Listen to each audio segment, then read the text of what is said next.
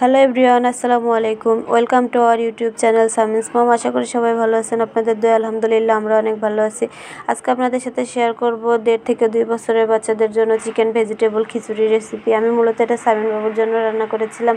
এখানে নিয়েছিলাম একটা পেঁয়াজ, 1 কোষ রসুন, 2টা আলু, একটা গাজর, নিয়েছিলাম মিষ্টি কুমড়া এবং পেঁপে। এখান থেকে আমি পরিমাণ মতো সবগুলো সবজি কেটে নিয়ে নিলাম। চাউল 2টা আমি ভালোভাবে ধুয়ে নিলাম। ধুয়ে নেওয়া শেষ করে এখানে নিয়েছিলাম চিকেনটা আমি অল্প পরিমাণে নিয়েছিলাম গাজর কুচি, পেঁপে কুচি, মিষ্টি কুমড়া কুচি, আলু কুচি এবং নিয়েছিলাম পেঁয়াজ, রসুন এবং 2টা কাঁচামরিচ। এবার একটা পাতিল নিয়ে এর মধ্যে আমি চাল আর যে ডালটা ধুয়ে রাখা ছিল সেটা দিয়ে দিলাম। এরপরে সবজিগুলো দিয়ে দিলাম কেটে রাখা মুরগির মাংস।